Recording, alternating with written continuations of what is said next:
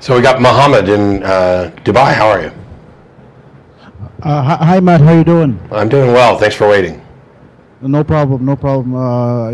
This is the third time I called this show, so I'm sure you've heard me a couple of times. So I wanted to just quickly talk about some argument that I've recently read on Bill Gregg's website. Mm-hmm. I know you've been dealing a lot with, you've dealt with the Kalam argument, you've dealt with the design argument and so, but this one argument that struck me as interesting, I'm not saying that I agree with it, I'm just going to lay it out for you and then you can comment on it. Sure. So the argument goes as follows. 1, it is possible that a maximally great being exists. I disagree. 2, what's that? I disagree. Let me lay it out. Let me lay it out. I'm happy to have you lay it out. I'm happy to have you lay it out. So there's a reason why I interrupt. You can tell me where the fallacies are in this argument. So there may not be. Go ahead. Hmm? No, I'm saying the arguments are. It is possible that a maximally great. It's not asserting that it does exist. It's just saying it's possible. I understand that. Okay. And I'm not in agreement that it is possible. Okay. I don't see any demonstration that it is possible that a maximally great being exists. I hear you, Matt. And so if you reject a single premise from the argument, the rest of the argument is irrelevant. Okay, so my understanding is that a position of an atheist is not one that does not hold the belief that a God exists. Correct. But does not hold the belief that no God exists. Not necessarily. Well, I mean, that would be something that's asserting a belief that no God. Yes, there's a distinction between weak atheism and strong atheism, or correct. Yeah, I agree. Okay. I agree. But I'm saying that let's talk from a weak atheist point of view. That I am talking from a weak atheist point of view. I am not convinced that it is possible that a maximally good or maximally great being exists.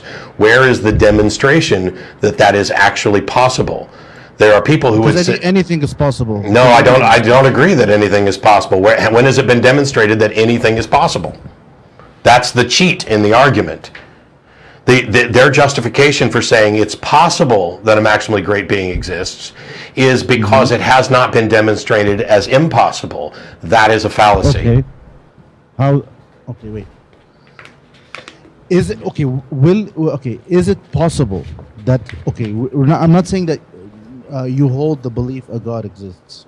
I agree. Understand what a position of an atheist is. I'm saying that is it possible that a God, whatever that God is, exists?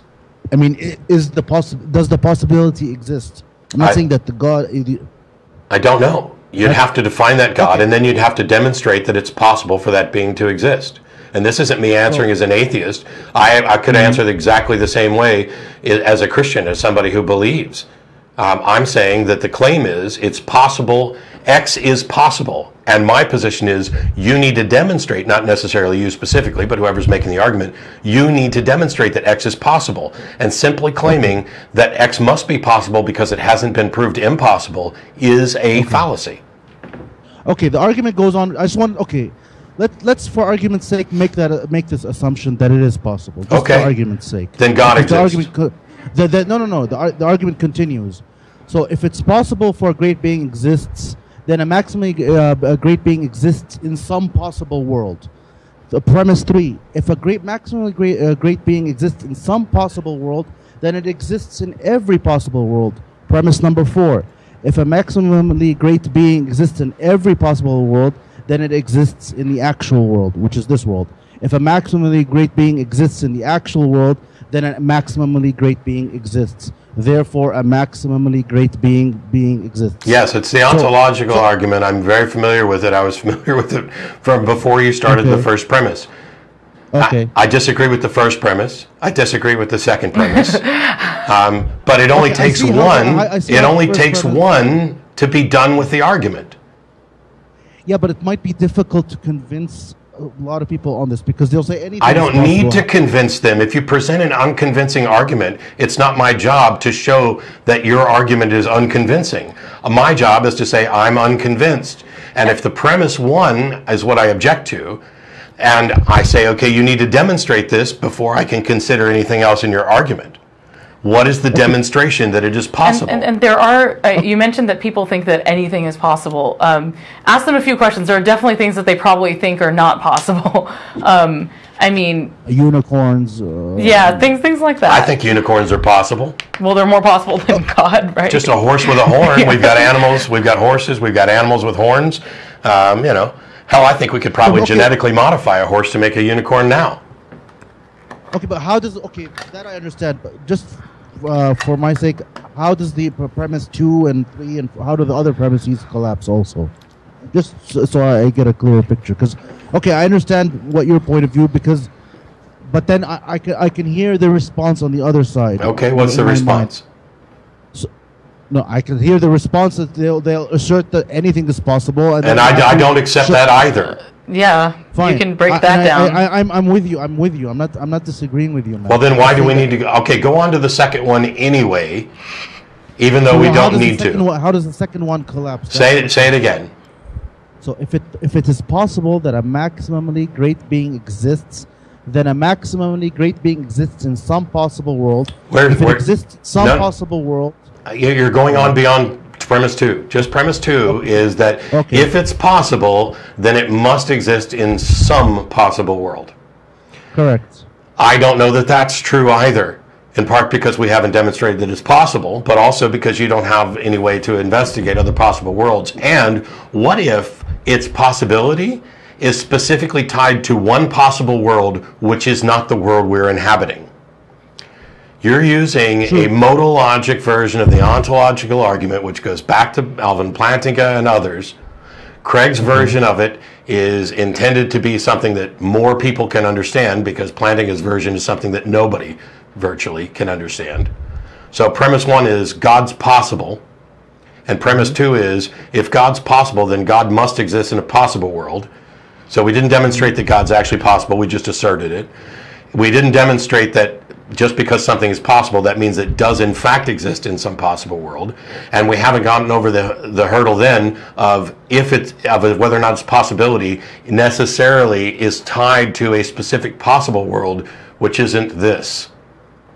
And then from there they continue that if it exists in some possible worlds, then it must exist in all possible worlds, because it's maximally great. But their definition of maximally great includes the idea that existence is part of greatness, which is an assertion, not something that's actually demonstrable. And on that note, I'm trying to wrap my head around it. Maybe we'll continue this on another call. I know you have to end the show now. Yep, we got to go. But thanks. All right. No problem. All right, you take care. Cool. Thanks to my random woman, no-name, feminist atheism plus co-host for the day. It was my pleasure to be here. Who are you again? Heina Dadabhoy. Really? Of the Free Thought Free Thought blogs. Oh my God. I don't know how I managed to sneak in here, but I'm glad I could help. Anyway, we'll be back again next week. I think, Russell, you hosting next week? Yes. Yes? Yes, I think that's a yes. Okay. He didn't nod. He just went like this. And there was some thumbs up. Touchdown! Russell's hosting.